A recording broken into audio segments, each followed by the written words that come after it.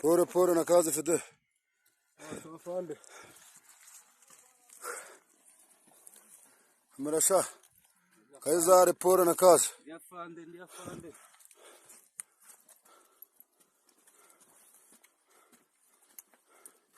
Pole na kazi sha.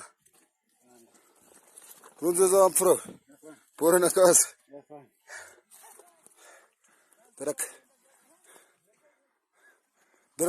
Daraka kagabango kitwa inos. Les tensions armées continuent de secouer l'est de la République démocratique du Congo avec les affrontements qui opposent l'AFCM 23 aux forces armées de la République démocratique du Congo dans les territoires des Massissi. En tout cas, il faut le dire, la journée d'hier, vendredi, même jusqu'au soir, a été bien sûr marquée par des affrontements aussi intenses qui ont éclaté entre l'AFCM 23 et les forces armées de la République démocratique du Congo. Comme je le disais, nous sommes dans le territoire des Massissi, au nord Kivu, ravivant les tensions armées. Voilà, comme j'étais en train de le dire, et ça secoue toujours cette partie de la République démocratique du Congo. Les combats, comme vous le savez, opposent d'une part les FRDC avec les Wazalendo, et de l'autre côté, on voit l'AFCM 23 qui, justement, cette semaine, a subi des frappes aussi intenses des FARDC avant qu'ils ne fassent aussi, donc qu'ils répondent, voilà, à toutes ces attaques. Donc, à Massissi, ça continue, mesdames et messieurs, donc les combats toujours signalés ça et là. Alors, selon des sources locales, on parle ici des échanges de tirs qui ont débuté dès les premières heures de la matinée à Kinyumba.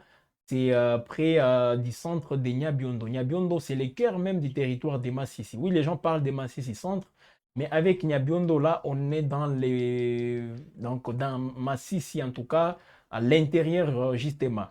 Ça a commencé selon les différents témoignages recueillis sur place. Depuis le matin, nous attendons des coups de feu autour de Nyabiondo, rapporte un habitant, voilà, qui joint sur place à Massissi, lui qui a donc essayer un peu de décrire une situation de panique justement au sein même de la population.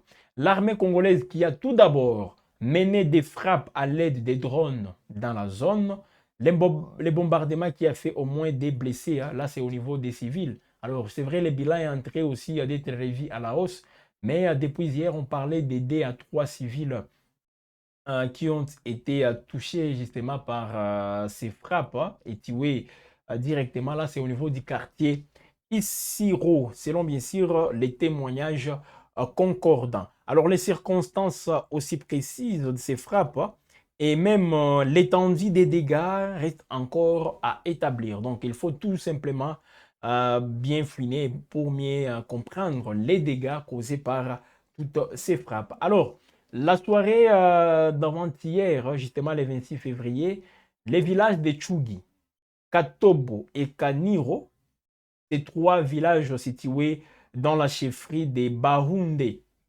Ces 3 villages, mesdames et messieurs, sont repassés sous le contrôle des éléments de la FCM 23 d'après des sources locales. Alors, c'est une avancée qui marque aussi un nouveau recul pour les forces armées de la République démocratique du Congo dans cette partie stratégique du territoire des Massissi. Alors, ces développements qui illustrent tout de même comment dire, cette volatilité de la situation sécuritaire dans la partie est de la République démocratique du Congo, surtout là au niveau du Nord Kivu, où les affrontements entre les groupes armés et forces gouvernementales continuent d'exposer les civils à des graves risques. Voilà un peu ce que ça donne. Alors que les combats se poursuivent toujours autour de Nyabiondo, même maintenant, on signale toujours quelques échauffourées autour de Nyabiondo. De nombreuses familles restent tout de même confinées chez elles dans l'attente d'une accalmie, une accalmie qui reste tout de même incertaine dans cette partie du territoire des Massissi. Alors, toujours avec ces combats dans ces territoires, hein, Massissi toujours sous les faits, comme nous le disons souvent, voilà, avec d'autres frappes des drones de l'armée qui ont visé une position des rebelles de l'AFC M23 et ça a fait des victimes, justement, côté population. Que ce soit hier jeudi, donc avant-hier, tout comme c'est vendredi, hier vendredi, avant-hier c'est le jeudi et hier vendredi, il y a toujours eu l'intervention aussi des drones des forces armées de la République démocratique du Congo. Parce qu'ici, on évoque aussi une bombe qui a ciblé une position rebelle située justement dans les quartiers Isiro. L'explosion qui a donc provoqué des éclats, et ce sont ces éclats, bien sûr, qui ont atteint 3 habitants vivant à proximité immédiate du site visé par les forces armées de la République démocratique du Congo. Alors, les victimes, toutes ici du même quartier, ont été grièvement blessées. Elles ont tout d'abord été évacuées d'urgence vers une structure sanitaire pour une prise en charge aussi efficace. Alors, à ce stade, comme je l'ai dit, aucun bilan officiel n'est disponible concernant d'éventuelles pertes dans les camps rebelles. L'accès aux camps visés reste strictement interdit, rendant toute vérification indépendante impossible. C'est ça donc la situation là au niveau des Massissi, justement. Cette frappe qui intervient, comme on peut le constater, dans un contexte de recrudescence des opérations militaires dans les territoires des Massissi, où les affrontements entre les forces armées de la République démocratique du Congo, les forces gouvernementales et l'AFC M23 se multiplient ces dernières semaines. Ça fait déjà des semaines qu'on assiste à des combats aussi intenses dans les territoires des Massissi. Nyabiondo, localité très stratégique, comme je le disais, demeure l'un des points névralgiques, voilà, de ces tensions persistantes. Alors, les FARDC veulent revenir ou prendre encore le contrôle de Nyabiondo parce que ce sont toujours les éléments AFC M23 qui sont donc les Nyabiondo représente beaucoup pour les FARDC, donc il faut à tout prix récupérer cette partie du territoire des Massissi. Donc la situation avec les drones, c'est très compliqué. Personne ne sait où est-ce que ces drones vont frapper. On ne sait même pas quand est-ce qu'ils vont venir. Donc on assiste, on est tous, tout le monde est surpris dans des zones visées par des explosions. C'est comme ça que ça se passe. Alors, les FARDC qui utilisent toujours cette force aérienne pour mettre en déroute l'AFC M23. Et nous posons toujours la question, on va aller jusqu'où avec toutes ces escalades ça et là, que ce soit au niveau du sud Kivu, avec ce qui se passe là-bas, que ce soit au niveau même du nord Kivu, où les combats ne font que s'intensifier ces deux dernières semaines. Alors, nous terminons cette semaine, comme vous pouvez le constater, avec beaucoup des mouvements sur les lignes de front dans les territoires des Massissi. Ça avait commencé d'abord au niveau des Walikale et en constatant tout d'abord voilà, les mouvements des militaires pour venir renforcer les différentes lignes de front, que ce soit côté AFC M23 tout comme côté FARDC et les Ouazalendo. Il y a eu beaucoup de mouvements tout d'abord au niveau du territoire des Walikale. Alors, ça s'est beaucoup plus renforcé à Massissi où maintenant là, il y a toujours des accrochages à tout moment, les matins, pendant la journée et même les soirs, des combats qui sont toujours signalés. Alors, jusque-là, on ne sait pas, les drones cette fois-ci qui viennent pour faire ce travail-là sont pilotés depuis quel coin? Parce qu'à un certain moment, l'AFC M23 a accusé le gouvernement congolais, donc les FARDC, de procéder à des tirs, ou disons à des frappes des drones, en provenance de Bujumbura, la capitale burundaise, donc la capitale qui reste plutôt économique au niveau du Burundi, et d'autres à l'aéroport de Bangoka à Kisangani. Alors je ne sais pas cette fois-ci si ces drones sont pilotés depuis quel site aéroportuaire. Peut-être ils vont encore les dire parce que même hier, des mises au point ont été faites par l'AFC M23 pour revenir justement sur toutes ces frappes, pour accuser les FARDC des violations du cessez-le-feu. Donc, on va voir. Mais cette semaine, je l'ai dit encore, n'a pas été du tout agréable. Surtout pour toutes ces populations se trouvant dans des zones où les combats sont signalés. Donc, elles n'ont pas passé une semaine aussi agréable Côté AFCM 23, là, ce n'est plus un secret pour personne avec toutes ces pertes constatées. Donc, c'est un peu ça, mesdames et messieurs, la guerre qui continue, les fronts militaires qui continuent toujours à être très actifs. À Luanda, on ne sait même pas quelle est la suite depuis qu'on a constaté la violation de cessez-le-feu. Au niveau même de ces fronts politiques tant souhaités, on n'en voit pas aussi des avancées dans le sens voilà, d'un consensus. Alors, c'est bien plutôt sur les fronts militaires où les deux parties sont en train de s'affronter de manière intense. J'ai suivi quelques personnes qui se font passer comme des responsables des Ouazalendo dire que la violation du cessez-le-feu, on ne peut pas parler d'une violation du cessez-le-feu parce que, selon eux, voilà, c'est un député très connu justement dans la sphère politique en RDC, lui qui dit que les FARDC respectent toujours les cessez-le-feu. Selon lui, aucun mouvement des FARDC n'est signalé sur la ligne de front. Bien au contraire, ce qui se passe, c'est que les Ouazalendo, qui ne sont pas concernés par les cessez-le-feu parce qu'ils n'ont pas été consultés, et continuent toujours à affronter l'AFC M23. C'est un député qui l'a dit. Peut-être prochainement, on pourra revenir avec beaucoup de détails, même les propos de ces mêmes députés pour vous les faire entendre. Mais ce qui se fait, mesdames et messieurs, c'est que pour lui, il dit que les Ouazalendo ont tendu d'abord, justement, cette embuscade à l'AFC M23 pour les mettre en difficulté. Il ne parle pas des drones. Même ce qu'on est en train de dire, la mort du porte-parole de l'AFC M23, Willy Ngoma, c'est l'œuvre de Ouazalendo, selon lui. Grâce à l'embuscade qu'ils ont tendu à ces mouvements politico-militaires qui est l'AFC M23. Donc, ça n'a pas été... Donc, les FARDC ne procèdent même pas par des bombardements par drone, selon lui.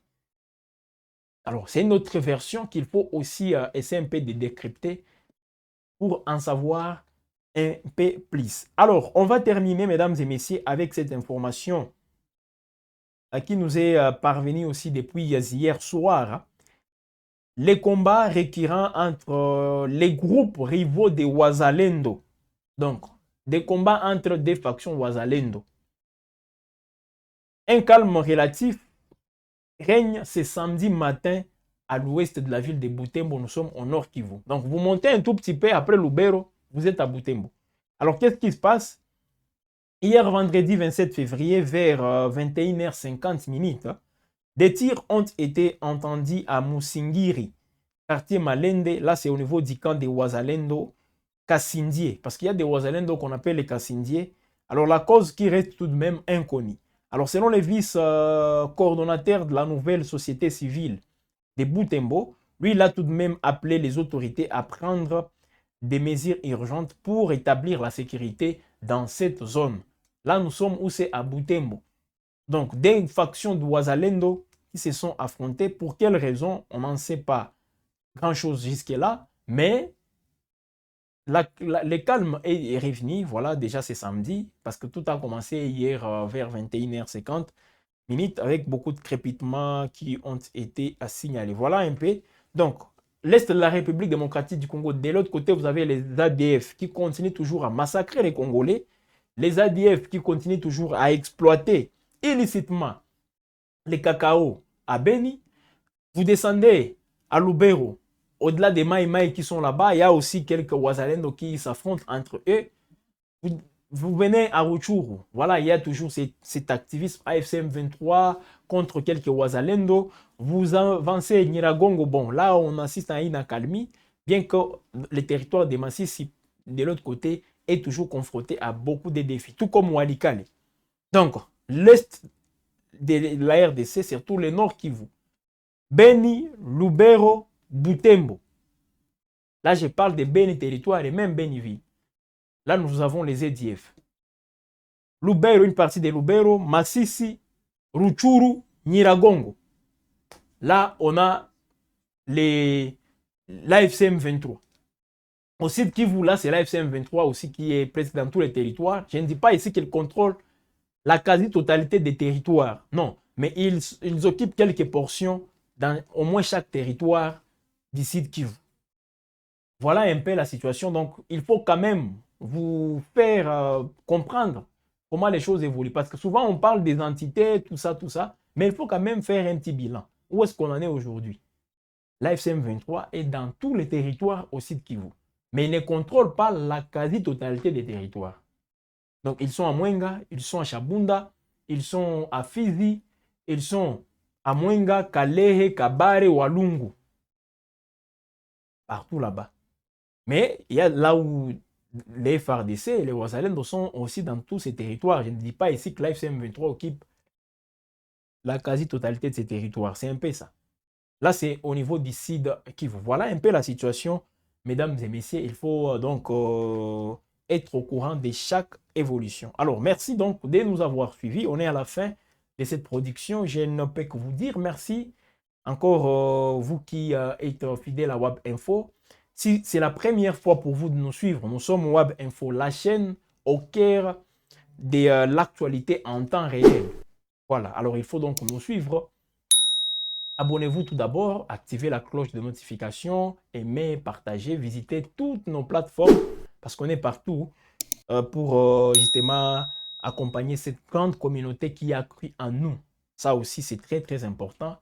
Voilà pourquoi on se mobilise tous les jours avec toutes nos sources justement qui nous alertent lorsqu'il y a du nouveau. Voilà, sur les lignes de front, dans toutes ces zones aujourd'hui où les combats sont signalés, au Sud Kivu, tout comme dans la province du Nord Kivu.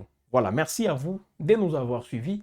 Restez connectés car ce week-end, mesdames et messieurs, il y a des choses qui vont intervenir dans les journaux, dans les décryptages des différentes donc, interventions sur votre chaîne de prédilection. Restez connectés.